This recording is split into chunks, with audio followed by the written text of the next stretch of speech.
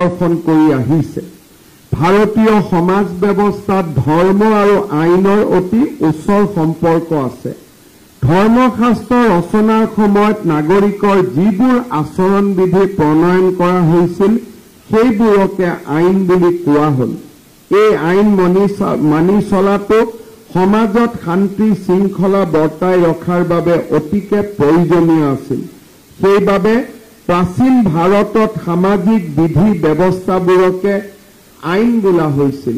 সাধাৰণতে ৰজাৰ আইন প্ৰণয়নৰ ক্ষমতা নাছিল। ধৰ্মশাস্ত্ৰত যি বিধান দিয়া হৈছিল সেই আইনকে ৰজাই পালন কৰিব লাগিছিল।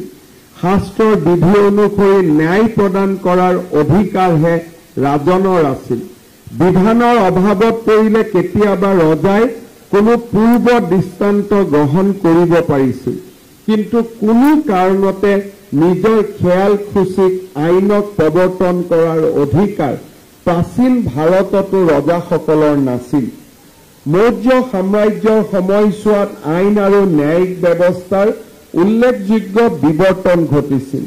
মৌৰ্য শাসন ব্যৱস্থাত ন্যায়িক ব্যৱস্থাৰ কেন্দ্ৰ আছিল ৰজা। মৌৰ্য সাম্ৰাজ্যত ৰাষ্ট্ৰক আইন প্ৰণয়ন আৰু বলবৎ কৰাৰ এক শক্তি হিচাপে সৰ্বাধিক গুৰুত্ব দিয়া হৈছে। দক্ষিণ ভাৰতত চোল ৰাজবংশৰ শাসনকালত গাঁও সভাসমূহে নাগৰিকৰ বিবাদ নিষ্পত্তিৰ ক্ষেত্ৰত গুৰুত্বপূৰ্ণ ভূমিকা গ্ৰহণ কৰিছিল। এই কথা সত্য যে অনাদি কালৰ পৰাই আমাৰ দেশত ন্যায় প্ৰদানৰ এক সুসংহত বিকশিত নীতি আৰু ব্যৱস্থা আছিল। সেই একেই নীতিয়ে আজিও আমাৰ ন্যায়িক ব্যৱস্থাটোক নিয়ন্ত্ৰণ কৰি আহিছে। আমাৰ ন্যায়িক ব্যৱস্থাটোৰ অন্যতম গুৰুত্বপূৰ্ণ স্তম্ভ হ'ল আমাৰ অধিবক্তাসকল। এক কথাত ক'বলৈ গ'লে অধিবক্তাসকলে এডাল সাঁকোৰ দৰে যি ন্যায় ব্যৱস্থা আৰু ন্যায় প্ৰত্যাশী জনগণৰ মাজত যোগসূত্ৰ স্থাপন কৰে। কেইদিনমান পূৰ্বে আমি স্বাধীনতাৰ ৭৮ সংখ্যক স্বাধীনতা দিৱস পালন কৰিছিলোঁ। স্বাধীনতাৰ অমৃতকালৰ এই সময়ছোৱাত দেশৰ স্বাধীনতা আন্দোলনত অধিবক্তাসকলৰ ভূমিকা আমি সদায় ৰোমন্থন কৰিব লাগিব। ভাৰতীয়সকলৰ বাবে বহু আকাংক্ষিত স্বাধীনতাৰ যুঁজখন আগুৱাই নিয়াত আদালতৰ মজিয়াত যুক্তিপূৰ্ণ বিতৰ্কত লিপ্ত হোৱাৰ পৰা আৰম্ভ কৰি দেশৰ প্ৰচলিত আইনৰ জৰিয়তে ঔপনিৱেশিক কৰ্তৃত্বক প্ৰত্যাহ্বান জনোৱা পৰ্যন্ত অধিবক্তাসকলে এক শক্তিশালী ভূমিকা গ্ৰহণ কৰিছিল। ভাৰতৰ স্বাধীনতা আন্দোলনলৈ অধিবক্তাসকলৰ অৱদান কেৱল আইনী ক্ষেত্ৰতে সীমাবদ্ধ নাছিল। ৰাজনৈতিক, সামাজিক, সাংস্কৃতিক আদি সকলো দিশতে প্ৰভাৱ বিস্তাৰ কৰি ভাৰতীয় অধিবক্তাসকলে স্বাধীন ভাৰতৰ ভেটি নিৰ্মাণত অৰিহণা যোগাইছিল। নিজৰ আইনী জ্ঞানৰ অভিজ্ঞতা ব্যৱহাৰ কৰি মহাত্মা গান্ধী, চৰ্দাৰ বল্লভভাই পেটেল, জৱাহৰলাল নেহৰুৰ দৰে নেতাই ঔপনিৱেশিক শাসনৰ বিৰুদ্ধে জনমত সংগঠিত কৰিছিল। আইন বিশেষজ্ঞ ডক্টৰ বি.এড. আম্বেদকাৰে সমতা, স্বাধীনতা আৰু ন্যায়ৰ নীতিৰ আধাৰত ভাৰতীয় সংবিধান ৰচনা কৰিছিল। নিজৰ আইনী জ্ঞানেৰে তেওঁলোকে ব্ৰিটিছ শাসনৰ বৈপৰীত্য আৰু ভণ্ডামি উদঙাই দিছিল। বছৰ বছৰ ধৰি যিবোৰ অধিকাৰৰ পৰা ভাৰতীয়সকলক পৰিকল্পিতভাৱে বঞ্চিত কৰা হৈছিল সেইসমূহৰ পুনৰ প্ৰতিষ্ঠা তথা ভাৰতীয়সকলৰ স্বাধীনতাৰ দাবী আইনৰ জ্ঞানেৰে সমৃদ্ধ এই জ্ঞানে এই সংগ্ৰামক অধিক তীব্ৰতৰ কৰি তুলিছিল। ৰাজেন্দ্ৰ প্ৰসাদ চক্ৰৱৰ্তী, ৰাজা গোপালাচাৰী আদিৰ দৰে নেতাই নিজৰ আইনী জ্ঞানৰ আলমত জনসাধাৰণক সংগঠিত কৰি নেতৃত্ব দিছিল। জনবিৰোধী আইনৰ প্ৰত্যাহ্বান জনাইছিল আৰু ঔপনিৱেশিক শাসকৰ দ্বাৰা বঞ্চিত নিষ্পেষিত লোকসকলৰ স্বাৰ্থৰ হকে যুঁজ দিছিল। ৰাওলাট আইন, ৰাজদু আইনকে ধৰি ব্ৰিটিছ চৰকাৰে স্বাধীনতা আন্দোলনত দমনৰ বাবে গ্ৰহণ কৰা কঠোৰ ব্যৱস্থা আৰু দমনমূলক আইনসমূহৰ বিৰুদ্ধে আইনী যুদ্ধত তেওঁলোক অৱতীৰ্ণ হৈছিল। এই নেতাসকলৰ সমান্তৰালভাৱে সমগ্ৰ দেশৰ আদালত কক্ষৰ অধিবক্তাসকলে স্বাধীনতা সংগ্ৰামীসকলৰ অধিকাৰ ৰক্ষাৰ বাবে যুঁজ দিছিল, বৈষম্যমূলক নীতিৰ বিৰুদ্ধে যুঁজ আগবঢ়াইছিল আৰু স্বাধীন ভাৰতৰ আইনী আৰু সাংবিধানিক ভেটি গঢ়ি তোলাৰ কামত নিজক নিয়োজিত কৰিছিল। অধিবক্তাসকলে তৃণমূল পৰ্যায়ত সক্ৰিয়তাৰে স্বাধীনতা আন্দোলনক নেতৃত্ব দি ভাৰত ভূমিৰ পৰা ব্ৰিটিছ ঔপনিৱেশিকতাবাদ উফৰাই পেলাবলৈ অক্লান্তভাৱে সংগ্ৰামত নামি পৰিছিল। এই অধিবক্তা সংগ্ৰামীসকলে এক চিৰস্থায়ী ঐতিহ্য আমাৰ বাবে এৰি থৈ গৈছে। সামাজিক পৰিৱৰ্তনৰ বাবে আইন যে এক শক্তিশালী আহিলা হ'ব পাৰে, শান্তিপূৰ্ণ উপায়েৰে যে ন্যায় লাভ কৰিব পাৰি আৰু এখন মুক্ত আৰু গণতান্ত্ৰিক সমাজৰ কাম কাজৰ বাবে আইনসন্মত শাসন যে অপৰিহাৰ্য, এই কথা আমাৰ অধিবক্তা আৰু স্বাধীনতা সংগ্ৰামৰ নেতাসকলে প্ৰমাণ কৰি দেখুৱাইছিল। আইনী ভিত্তি কেৱল আইন চৰ্চা কৰাই নহয়, ন্যায়, সমতা আৰু মানুহৰ মৰ্যাদাৰ সৈতে জড়িত নীতিসমূহ সুৰক্ষিত কৰাটোহে এই ভিত্তিৰ মূল প্ৰাথমিকতা হোৱা উচিত। তাৰ স্পষ্ট বাৰ্তা এই অধিবক্তা স্বাধীনতা সংগ্ৰামীসকলে সমাজৰ বাবে এৰি থৈ গৈছে। দেশে স্বৰাজ লাভ কৰাৰ পিছত স্বৰাজৰ সুফল দেশৰ সৰ্বসাধাৰণ জনতালৈ প্ৰসাৰিত কৰাৰ বাবে ভাৰতীয় গণতন্ত্ৰই এক মৰণপণ সংগ্ৰাম কৰিছিল। কিন্তু এই গণতান্ত্ৰিক প্ৰমূল্যবোধক ভৰিৰে মোহাৰি 1975 চনৰ 25 জুনৰ মাজনিশাৰ পৰা ইন্দিৰা গান্ধী চৰকাৰৰ দ্বাৰা দেশত জৰুৰীকালীন অৱস্থা প্ৰৱৰ্তন কৰা হৈছিল। তাৰ কাৰণ কোনো হিংসাত্মক ৰাজনৈতিক কাৰ্যকলাপ নাছিল বা কোনো ৰাজদ্ৰোহৰ বাবে জৰুৰী অৱস্থা প্ৰৱৰ্তন কৰা হোৱা নাছিল। ৰাষ্ট্ৰীয় সুৰক্ষা আইনৰ গইনালৈ ইন্দিৰা গান্ধীয়ে তেওঁৰ বিৰোধীসকলৰ বিৰুদ্ধে প্ৰতিৰোধপৰায়ণ হৈ উঠাৰ কাৰণ আছিল তেওঁৰ হতাশা আৰু এটা গভীৰ ন্যায়িক আৰু ৰাজনৈতিক সমস্যাৰ পৰা উদ্ভৱ হোৱা আশংকা। সেই সময়তো চৰকাৰৰ অত্যাচাৰৰ ওচৰত নতশিৰ হ'বলৈ অস্বীকাৰ কৰিছিল ভাৰতৰ অধিবক্তা সমাজে। এইসকল অধিবক্তাই নিজৰ ব্যক্তিগত আৰু পেছাদাৰী জীৱনৰ সংশয়ৰ মাজতো আইনৰ শাসনৰ পক্ষত থিয় হৈছিল। ন্যায়ৰ পক্ষত, জনসাধাৰণৰ অধিকাৰৰ পক্ষত তেওঁলোকে থিয় হোৱাৰ পথ বাছি লৈছিল। প্ৰতিৰোধৰ অগ্নিশিখা কঢ়িয়াই জৰুৰীকালীন অৱস্থাৰ বিৰুদ্ধে তেওঁলোকে থিয় হৈছিল।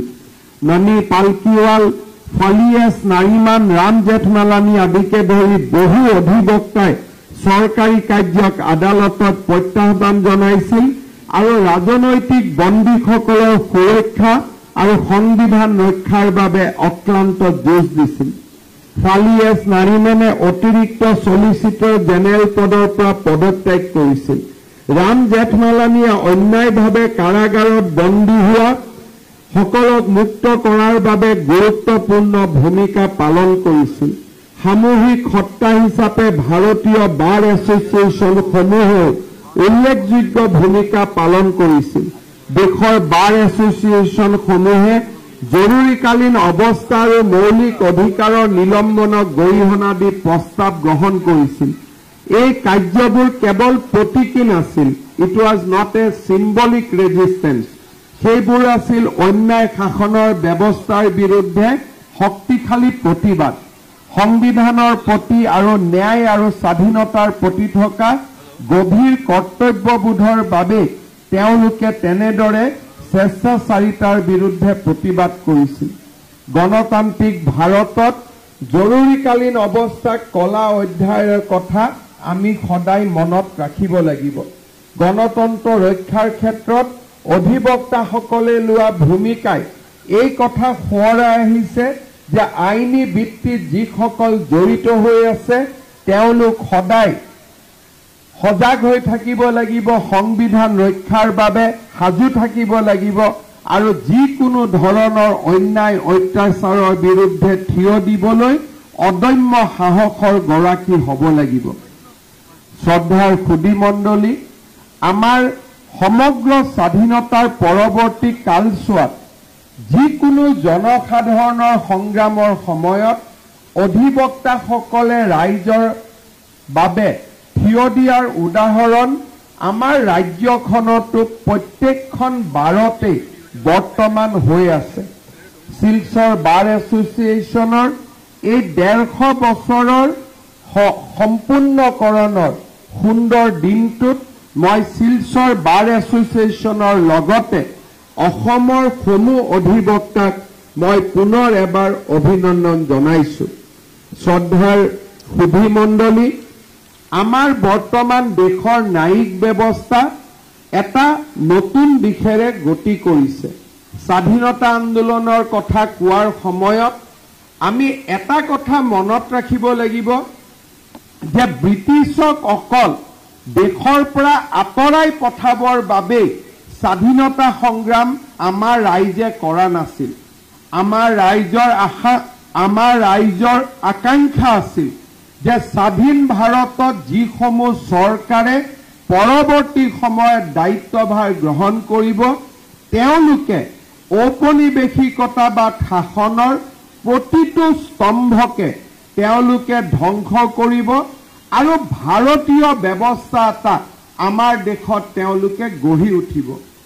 We always expected that all the symbol of colonial rule will be demolished and a new system will emerge in our country which will be based on our ethos, on our culture, on our tradition. কিন্তু আমি সকলোৱে দেখা পাইছিলোঁ যে ৭৮ বছৰ ধৰি আইন ব্যৱস্থা কলনিয়েল কালৰ IPC, CRPC, Indian evidence act আদিও প্ৰৱৰ্তিত হৈ আহিছিলে। আমি এই কথা বুজি পাব লাগিব যে British invented CRPC, British invented IPC, British invented Indian Evidence Act not for giving justice to the citizen. They invented these three colonial law only to protect their colonial legacy, only to protect their colonial rule. So we should have demolished all these three acts immediately after we attain our freedom. Kintu we continued with that, and situation we have created by ourselves that as if these laws were enacted post-independence era. We become accustomed with these laws, and operation which British initiated, it continued. Ami ন্যায় ব্যৱস্থাটোক মানুহৰ পৰা দূৰলৈ লৈ গলো। Conviction বা আমাৰ যিটো আইনৰ ব্যৱস্থা, এই আইনৰ ব্যৱস্থাই জনসাধাৰণৰ মাজত নিৰাশাৰ সৃষ্টি কৰিলে। কাৰণ colonial weapon to rule the oppressed cannot be a weapon to give justice to the citizen of a independent nation. এই কথাখিনি আমি বুজি পাওঁতে পলম হ'ল, কিন্তু বৰ্তমান আমাৰ দেশৰ সংসদে ভাৰতীয় ন্যায় সংহিতা, ভাৰতীয় নাগৰিক সুৰক্ষা সংহিতা আৰু ভাৰতীয় সাক্ষ্য অধিনিয়মৰ জৰিয়তে স্বাধীনতাৰ পিছত we have enacted three most important laws যি ক'ব পৰা যায় যে ইয়াত ঔপনিৱেশিকতাবাদৰ গুণ নাই। ই ভাৰতৰ শাসন ব্যৱস্থাত ভাৰতীয় লোকসকলক ন্যায় প্ৰদান কৰাৰ বাবে আমাৰ সংসদে প্ৰণয়ন কৰা তিনিখন অতি গুৰুত্বপূৰ্ণ আইন। সংসদে এই আইন তিনিখন প্ৰণয়ন কৰাৰ পিছত ভাৰতবৰ্ষৰ মুখ্য ন্যায়াধীশ, উচ্চতম ন্যায়ালয়ৰ মুখ্য ন্যায়াধীশ ন্যায়মূৰ্তি চন্দ্ৰচূড় ডাঙৰীয়াই এই তিনিখন আইনৰ ওপৰত কৰা বিভিন্ন মন্তব্যই এই আইন তিনিওখনৰ প্ৰয়োজনীয়তাৰ বিষয়ে আমাক আকৌ এবাৰ মনত পেলাই দিয়ে আমাৰ ৰাজ্যটো আমি তিনিওখন ন্যায় সংহিতা ইতিমধ্যে আমি ৰূপায়ণ কৰিছো পুলিচ আৰু জুডিচিয়াৰী এই তিনিওখন ন্যায় সংহিতা ৰূপায়ণৰ বাবে নিজক প্ৰস্তুত কৰি তুলিছে আৰু যিকোনো মুহূৰ্তত যেতিয়াৰ পৰা এই ন্যায় সংহিতা ইমপ্লিমেন্টেশ্যন হৈছে মই দেখা পাইছো যে আমাৰ আৰক্ষী প্ৰশাসন আৰু জুডিচিয়াৰী কন্টিনিউ নলেজ আপগ্ৰেডেশ্যনৰ জৰিয়তে তেখেতসকলে ইয়াক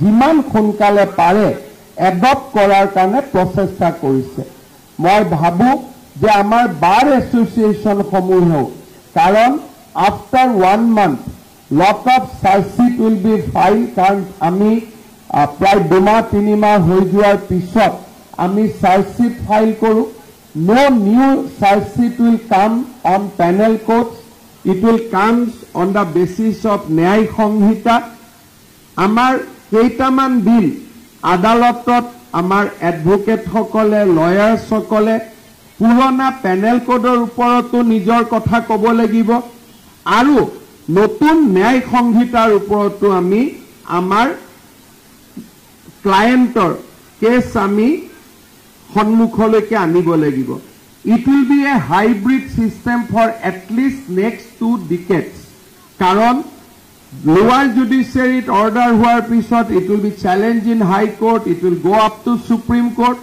so পুৰণা পেনেল কোডৰ relevance another 2 decades আমাৰ সমাজত থাকিব but simultaneously during these 2 decades lot of new cases will come on the basis of ন্যায় সংহিতা মই ভাবো that these periods from now onwards will be a very interesting period very challenging period for the advocates as well as for the judiciary and of course for our police also because they have to run the entire system on to hybrid model আৰু যেতিয়া এটা hybrid মডেলত কাম কৰা যায় তেতিয়া সদায় আমি ডিফিকাল্টিও পাওঁ and it invites lot of new challenges কিন্তু চ্যালেঞ্জেছৰ মাজতো আমাৰ যেটো দায়িত্ব যে আমি এখন ইন্ডিপেন্ডেন্ট কান্ট্ৰি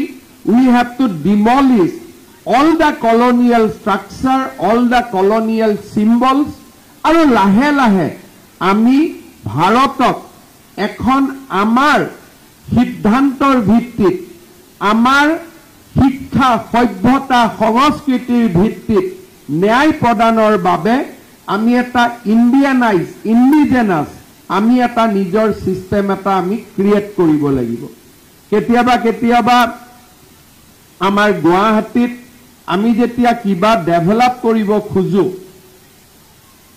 আমাক মানুহে কয় যে ইয়াতে ডিসি আছিলে ব্ৰিটিছৰ ডিসি আছিলে গতিকে এই ঘৰকেটা ভাঙিব নালাগে কিন্তু মোৰ মতেদি যে এই ডিসি ঘৰখন জোৰ পৰা নেকি আমাৰ স্বাধীনতা সংগ্ৰামীসকলক গুলিওৱাৰ নিৰ্দেশ দিয়া হৈছিল জোৰ পৰা নেকি আমাৰ স্বাধীনতা সংগ্ৰামীসকলক অত্যাচাৰ কৰাৰ নিৰ্দেশ দিয়া হৈছিল those structure we should have demolished long back আমি আজি দিনলৈকে আমি তাক ৰাখিবই নালাগিছিল because এই structure সমূহে আমাক ভাৰতীয়ত্বৰ সোৱাদ নিদিয়ে এই structure সমূহে আমাক বাৰে মনত পেলাই দিয়ে যে we were brought under colonial rule and we আমাৰ freedom fighters সকলে এই colonial structure colonial যেটো regime আছিল তাৰ বিৰুদ্ধে সংগ্ৰাম কৰিছিল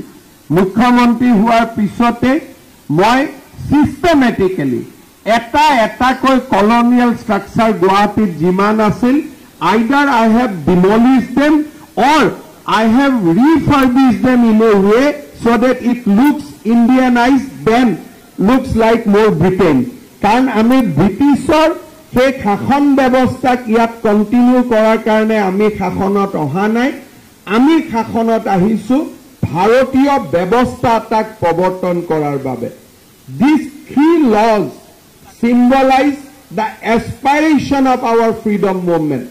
আজি freedom movementor aspiration represent কৰা আৰু আজিৰ দিনত আমাৰ ভাৰতত যি আমি চ্যালেঞ্জৰ সন্মুখীন হৈছো তাক মোকাবিলা কৰাৰ কাৰণে এই তিনিখন ন্যায় সংহিতা আমি আজি প্ৰণয়ন কৰিছো। যেতিয়া আমি কিবা এটা কথা কওঁ যে it is Indianise, it is based on our culture, বহু মানুহে ভাবে যে India is going back to 500 years, India is going back 1000 years, India is going back Maurya dynasty. Argument is not that. We have taken our legacy on board, but when somebody go through three new Nyaya Sanghita, these are most relevant, correct and most scientific. আজি যদি আমি এই তিনিখন ন্যায় সংহিতা চাব যাওঁ, the cornerstone of the criminal investigation is now forensic evidence. You can imagine that we are talking about an Indianized system, but at the same time we are bringing the most relevant scientific knowledge in our system.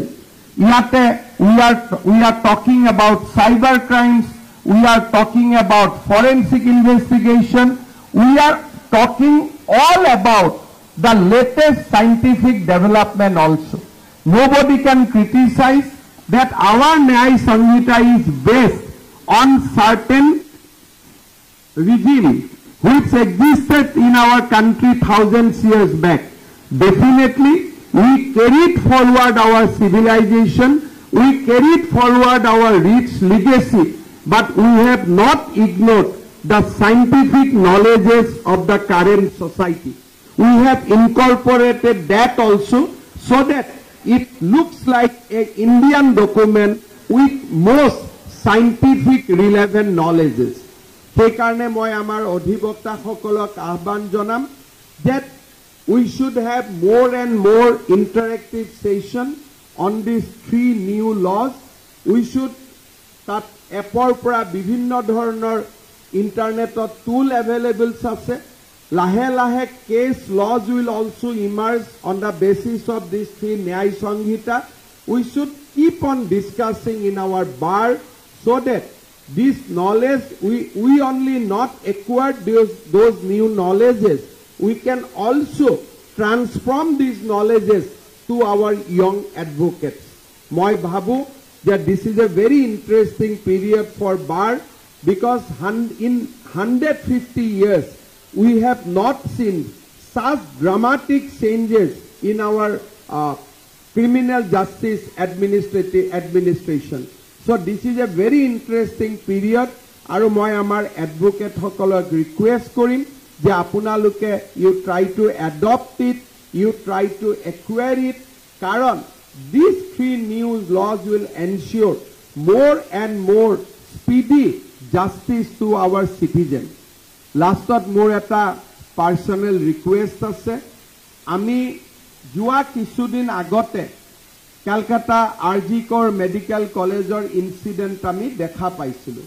We have seen the incident like Dhing yesterday. Now, whenever these things emerge, people demand instant justices from the government. Now, for a politician, it is very easy that okay, if something is giving, something is happening, we are ensuring instant justices. But that is not the rule of law. Rule of law will never allow me to do instant justices. But why there is a demand for instant justices? If there is a demand among the people for instant justices, then we have to question ourselves. Je amar enekwa ki kotha hoise jar karone people has lost trust on the judiciary. The judiciary cannot ensure the justice. So that is why people either they are adopting the practices of mob violence or they are pressurizing politicians for instant justices. Moi duta tinta kotha request korim that in case of rape, in case of women atrocity in case of molestation, advocate must help the judicial officers. Let the justice prevail, but let us not delay that justice. If your client need to get relief, let him get the relief. If your client is deserve punishment, let him get the punishment. But don't take time. Don't delay it, because it creates a frustration in the society. And when frustration erupts in the society, then demand for instant justice emerge from the society itself. Many a times, our judges are willing to dispense the justice. Advocate comes, they say, no, Lordship, I need time for today. I need an adjournment for today.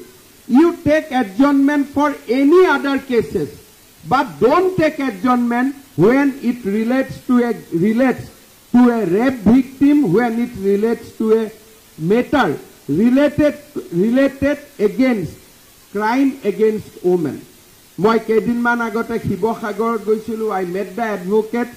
মই এটাই request করি যে our client may be innocent, police may be wrong, let him get the justice. Our client may be charge-sheeted wrongly.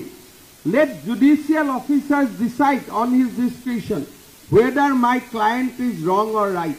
But let us not delay that process. If we delay that process, people lost their faith in judiciary. If we can develop a system that when it is a matter of a rape, when it is a matter of a molestation, when it is a dowry death, or otherwise a crime against women, if lower judiciary can give judgment within 1 year, High Court can dispose that appeal in 3 months, Supreme Court can dispose that in 1 month or 2 months. If the cycle completes in 1.5 years, people will not demand instant justice. Now in many cases, whenever this thing has happened, yesterday I was in Silchar, people are in, incident has happened in Bhing. No social media is handling, is asking me that arrest the culprit and search the culprit. Everybody is asking me, take action immediately. That means somehow people is of the view that if there is a search sheet, he will get a default bill. Police will not give search sheet at the time, and even if police give the search sheet, advocates will find